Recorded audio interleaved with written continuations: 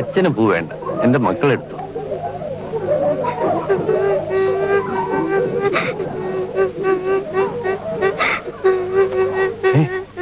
എന്ത് പറ്റി മോനി? എങ്ങനെ മുറിഞ്ഞു?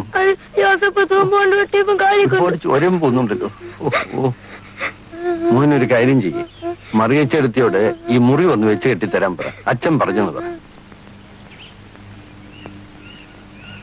പറയുന്നതുകൊണ്ട് മെമ്പർക്ക് വിഷമം തോന്നരുത്. ഇത് ഇത്തിരി കടന്ന കൈയായിപ്പോയി. ചോദിക്കാനും പറയാനും ആരും ഇല്ലാത്തത് കൊണ്ടാണ് ഇവരെ അനാഥ പിള്ളേരെന്ന് പറയുന്നത്. കാര്യം എന്തായാലും ശരി, അവരെ കൊണ്ട് കഴിയുന്ന പണിയെ ചെയ്യിക്കാവൂ. എന്തോന്ന് പറയണ്ടിപ്പിച്ചെന്നാ അച്ഛൻ എന്തോന്നായി പറയുന്നത്? ഇവറ്റുള്ള റോഡെ തേരാപ്പാരാണെന്ന് വല്ല ലോറിയോ ബസ്സോ മുട്ടിച്ചെത്ത ആർക്കും തന്നതില്ലേ? ഇവരെ എല്ലാം കൂടെ ഒരുമിച്ച് ഒരു കൂരയുടെ കീഴിൽ കൊണ്ടാക്കിയപ്പോ അവകാശങ്ങൾ കൂടി വരിക. കുഞ്ഞുങ്ങളുടെ മാനസികവും ശാരീരികമായ വളർച്ചയ്ക്ക് ഒന്നും ചെയ്യാൻ പറ്റുന്നില്ലല്ലോ എന്നൊരു സങ്കടമുണ്ട്. കായികമായ വളർച്ചയ്ക്ക് ഇതിനപ്പുറം എന്ത് വേണോ വെച്ചോ? സായിപ്പ്മാരാണെങ്കിൽ സ്വിമ്മിംഗ് പൂളിൽ നീന്താൻ പോകും, പണക്കാരാണെങ്കിൽ ഗോൾഫ് കളിക്കും. അതല്ലാത്തവർ എന്ത് ചെയ്യും? അവര് കളിച്ചും മണ്ണിയും ഒക്കെ തന്നെയാ കായികാഭ്യാസം ഉണ്ടാക്കുന്നത്. അവർക്ക് വിദ്യാഭ്യാസം കൊടുക്കാനുള്ള ഒരു ഏർപ്പാട്. ഇങ്ങനെയൊക്കെ ഓരോന്നും അങ്ങോട്ട് പറഞ്ഞു തുടങ്ങി. ഇതിനൊക്കെ എവിടെയാണ് ചോ വകുപ്പിരിക്കുന്നത്? നല്ല ആശയങ്ങൾ പറയാൻ എളുപ്പമാ, പക്ഷെ ഇത് പ്രാവർത്തികമാക്കുന്ന എങ്ങനെയാണ് ഇങ്ങോട്ട് പറഞ്ഞു തന്നാട്ടെ. മിസ്റ്റർ ഭാർഗവൻ പിള്ളേ, ഒരു കുട്ടിയുടെ കാല് തൂമ്പ കൊണ്ട് മുറിഞ്ഞു. ഡോക്ടറെ കാണിച്ച് ഒരു ഇഞ്ചക്ഷനെങ്കിലും എടുപ്പിക്കണ്ടേ? എന്റെ പൊന്നച്ചോ, ഈ അനാഥ പിള്ളേരെ ഇങ്ങനെ വഷളാക്കരുതേ. ഈ പ്രായത്തിൽ കയ്യോ കാലം മുറിഞ്ഞ ഞങ്ങളൊക്കെ ഈ കമ്മ്യൂണിസ്റ്റ് വെച്ച് ചുമ്മാ വരച്ച് തൂത്ത ചങ്ങടക്കേ ഉള്ളൂ. അതങ്ങ് കരിഞ്ഞോളും. അല്ലാതെ ഈ ഇഞ്ചക്ഷൻ എടുക്കുന്ന പതിവൊക്കെ പഠിപ്പിച്ചാ പിള്ളേർക്ക് അത് ദുശീലമാകും. പിന്നെ നമുക്ക് അതിനെ സമയം കാണും.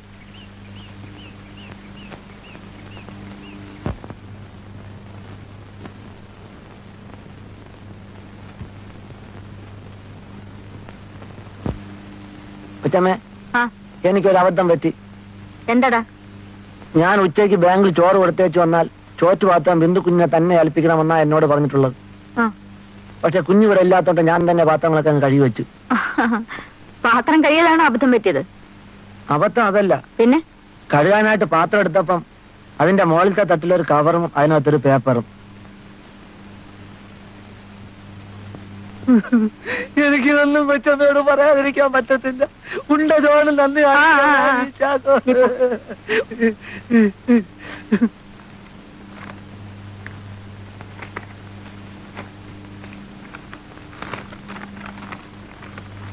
എന്റെ അന്നദാതാവായ ബിന്ദുക്കുട്ടിക്ക് വിശക്കുന്നവന്റെ മുമ്പിൽ ദൈവം അപ്പമായിട്ട് അവതരിക്കാറുണ്ടെന്ന് പറയുന്നത് പോലെ നമുക്കിടയിൽ ഈ ടിഫിൻ കാരിയർ ഒരു സന്ദേശവാഹകനായി അവതരിച്ചിരിക്കുകയാണ്.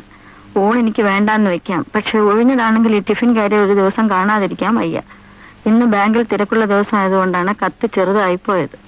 ഇന്ന് രാത്രി തന്നെ എന്റെ കഴിവിന്റെ പരമാവധി ഉപയോഗിച്ച് പാത്രത്തിൽ കൊള്ളാവുന്ന ഏറ്റവും വലിയ കത്ത് കൊടുത്തയക്കാം. എഴുതി പരിചയമില്ലാത്തത് കൊണ്ട് തെറ്റുണ്ടെങ്കിൽ ക്ഷമിക്കുക. സ്നേഹപൂർവ്വം ഓമനക്കുട്ടൻ. ചാക്കോ, ചാക്കോ, എന്തോ? ഇതാ, ഇതാ ഈ കവർ എവിടെ ഇരുന്നോ അവിടെ വെച്ചേക്ക്. അപ്പൊ പിന്നെ ചോറ്റുപാത്രം തന്നെ അങ്ങ് അടച്ചു വെച്ചേക്കാം. പിന്നെ ഈ കവർ കണ്ട കാര്യം ആരോടും പറയരുത്. അത് എന്നോട് പറയണോ കൊച്ചമ്മേ? ഉണ്ട ചോറിന് നന്ദി കാണിക്കുന്നവനോ? ശരി.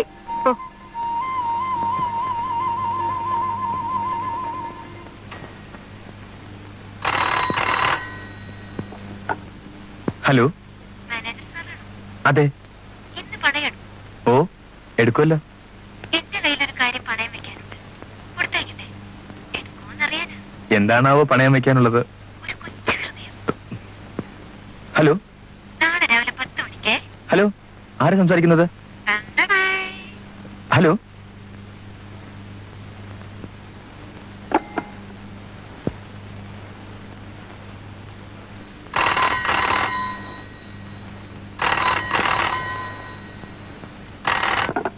ഹലോ, ആരാ? ഓമനക്കുട്ടൻ സാറോ? എന്താ സാർ? ഉണ്ട്, കൊടുക്കാം. കുഞ്ഞെ, ഓമനക്കുട്ടൻ സാർ വിളിക്കുന്നു. ഹലോ, ഇപ്പൊ സംസാരിക്കാൻ പറ്റില്ല, അതുകൊണ്ടാ. നല്ല ആളാ. കണ്ടാത്തോന്ന ഒരു പഞ്ചപാവാണെന്ന്. അപ്പൊ ഇതെല്ലാം ശ്രദ്ധിക്കുന്നുണ്ടല്ലേ?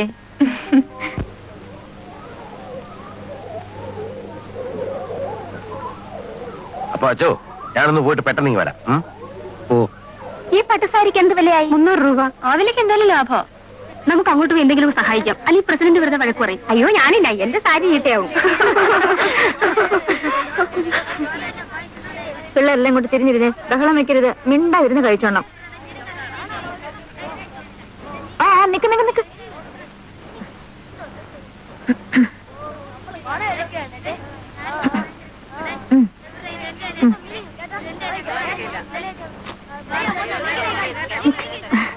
അവിടെ ഇരിക്കേ, ഫോൺ കഴിക്കണ്ട മോനെ.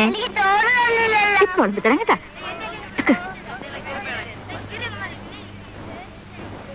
ആ ഒന്നുകൂടി ഞാൻ സെക്രട്ടറി വിളിക്കട്ടെ. സെക്രട്ടറി ഒന്നിങ്ങോട്ട് വരൂ, ഒരു ഫോട്ടോ വിളമ്പുന്നതായിട്ട്.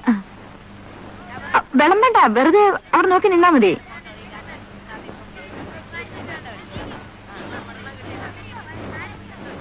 ആ ഫോട്ടോ എടുത്തപ്പോഴേ ചിരിച്ചായിരുന്നോ? ഞാൻ ചിരിച്ചോന്ന് എനിക്കൊരു സംശയം. നമുക്കൊന്നുകൂടെ ചിരിച്ചോണ്ടെടുക്കാം. ഓ പിന്നെന്താ, വിളിക്കട്ടെ. രാവുട്ടി, ചോറവിടെ ചോറവിടെ പറയൂ പറയൂ പ്രസിഡന്റ്. ചോറവിടെ ചോറവിടെ പറയൂ പറയൂ പ്രസിഡന്റ്.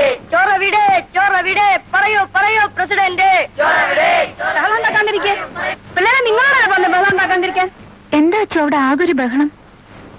എന്തു പറയാനാ മോളെ, വിശന്നിരിക്കുന്ന കുഞ്ഞുങ്ങൾക്ക് ആഹാരം കൊടുക്കുന്നതിലല്ല അവർക്ക് താല്പര്യം, ഫോട്ടോ എടുക്കാൻ. രോഹിണി ചേച്ചി സിന്ദാബാദ്, രോഹിണി ചേച്ചി സിന്ദാബാദ്, രോഹിണി ചേച്ചി സിന്ദാബാദ്, രോഹിണി ചേച്ചി സിന്ദാബാദ്.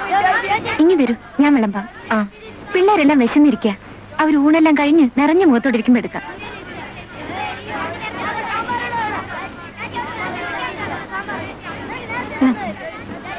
യോഗമേ, ഇതുങ്ങളുടെ കൂടെ കിടക്കേണ്ടതാ. ആ പ്രസിഡന്റ് എടുത്ത് വളർത്തിയോണ്ടല്ലേ ഇതൊക്കെയാ ദൈവാധീനം എന്ന് പറയുന്നത്. ആ പ്രസിഡന്റിന്റെ കാര്യശേഷം എല്ലാ സ്വത്തും കൊച്ചിന്റെ പേർക്ക് എഴുതി വെച്ചിരിക്കുക. ആ നേരെ ഒന്ന് കഴിക്കടാ. ചാക്കോയെ, എന്തോ? ആ കറികളൊക്കെ എങ്ങനെയുണ്ടെന്ന് കൊച്ചമ്മ അറിഞ്ഞോണ്ടെല്ലാം പറഞ്ഞിരുന്നു. തിരക്കേടില്ല. അല്ല, സാറിന്റെ അഭിപ്രായം അല്ല, ഓമനക്കുട്ട സാറിന്റെ അഭിപ്രായമാ അറിഞ്ഞോണ്ടെല്ലാം പറഞ്ഞത്. ഇപ്പൊ എന്റെ അഭിപ്രായം അദ്ദേഹത്തിന്റെ അഭിപ്രായം. ഞാനും ഒരു പങ്ക് കഴിച്ചോണ്ടിരിക്കുകയല്ലേ. പിന്നെ നാളെ മുതൽ കുറച്ച് മാങ്ങാ ചമ്മന്തിയോ മറ്റോ കൊടുത്തയച്ചാൽ കൊള്ളാമെന്ന് മാനേജർ പറഞ്ഞു എന്നൊരു സംശയം. മാങ്ങ ഇല്ലെങ്കിൽ ചമ്മന്തി ചേർത്തിയാണെങ്കിൽ.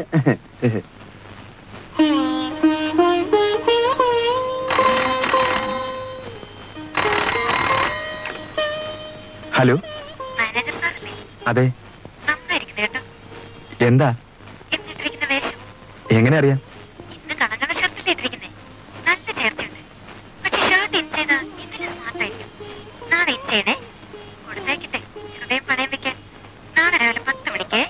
ഹലോ, എന്താ പറഞ്ഞ?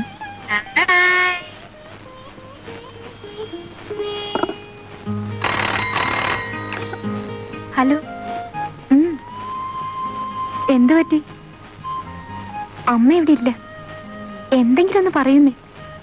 ആ നില്ല നില്ല നില്ലേ, ഫോൺ വെക്കാൻ വരട്ടെ. എന്താ ഇത്ര തിരക്ക്? ഞാനൊരു കാര്യം ചോദിച്ചാൽ സത്യം പറയൂ. ബാങ്കിൽ നിന്ന് ഇങ്ങനെ പിന്നെ ഞാൻ ഇത്ര നേരം മൂലയിൽ എന്താ അറിയോ, അമ്മ ഇതുവഴി പോയി. ചാക്കോ, അവൾ ആരോടാ സംസാരിക്കുന്നത്? അത് ബാങ്കിൽ നിന്ന് ആ ഓമനക്കുട്ടൻ സാറാ.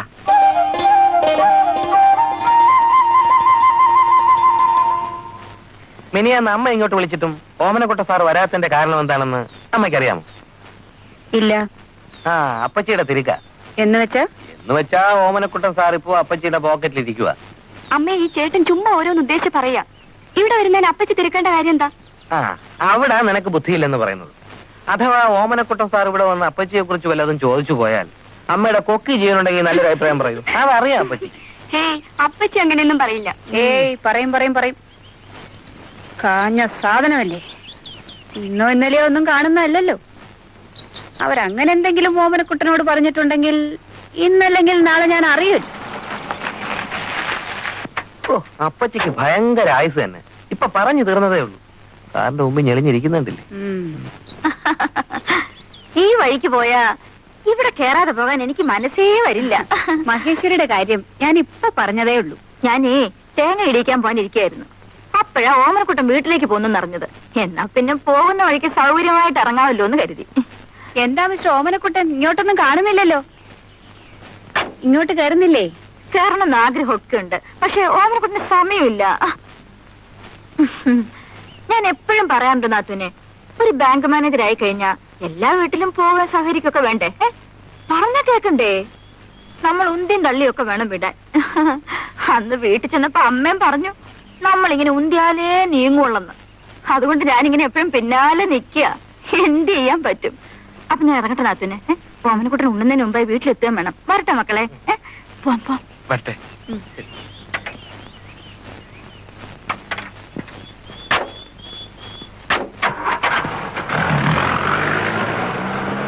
ഒരുമിച്ച് ജീവിക്കേണ്ടത് നിങ്ങളല്ലേ, ഞാനാണോ പറയേണ്ടത്? എന്താടി ശാരദേ ഒന്നും മിണ്ടാത്തത്? ഇനിയൊരു കുടി നിർത്താതെ ഞാനിനി അങ്ങോട്ടില്ല. എത്ര നാളായി ഞാനിത് സഹിക്കുന്നു. രാഘവ, എന്തോ പറഞ്ഞത് കേട്ടോ? കേട്ടെ. ഇതുവരെയൊക്കെ ഇഷ്ടം പോലെ ജീവിച്ചത് മതി. മേലാൽ എന്നെ കൊണ്ട് സംസാരിക്കാൻ ഇടവരുത്തരുത്. പൊയ്ക്കോ. പാടി.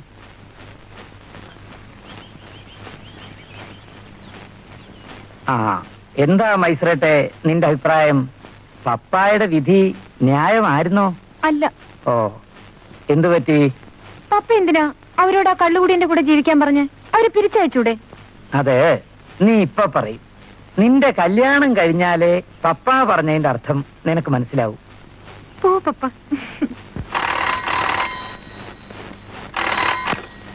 ഹലോ.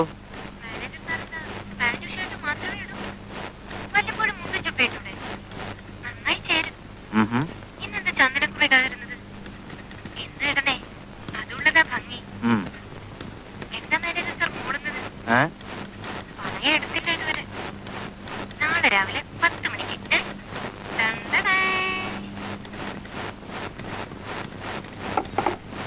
നിങ്ങൾ എന്താ ജോയി പറയുന്നത്? മുണ്ടുണ്ടോ? മുണ്ടോ? ജുബ്ബ ഉണ്ടോ? നാളെ മുണ്ടും ജുബ്ബ ഇടണേ. നാളെ രാവിലെ 10 മണിക്ക് വിളിക്കേ. എന്നാലും എന്നോട് പോലും ഇത് പറഞ്ഞില്ലല്ലോ സാറേ. എനിക്ക് ആളാരാണെന്ന് അറിയില്ല. പിന്നെ ഒന്ന് ചുമ്മാ ഇരിക്കണം സാർ. സത്യം, എനിക്ക് ആളിനെ അറിയില്ല. എന്നും രാവിലെ 10 മണിക്ക് വിളിക്കും. എന്നെ ശ്രദ്ധിക്കുന്ന ആരോ ആണെന്ന് എനിക്കറിയാം. എന്നിട്ട് ആളിനെ ഇഷ്ടപ്പെട്ടോ ഫോണിലൂടെ? ശബ്ദം കൊള്ളാം. അത് മാത്രമല്ല, എന്നോട് ആരും ഇതേവരെ ഈ രീതിയിൽ പെരുമാറിയിട്ടില്ല. അതുകൊണ്ട് ഇഷ്ടപ്പെട്ടു. ചേട്ടാ, അത് കൊള്ളാമല്ലോ. എന്നാ നമുക്ക് ആളിനെ ഒന്ന് കണ്ടുപിടിക്കണം.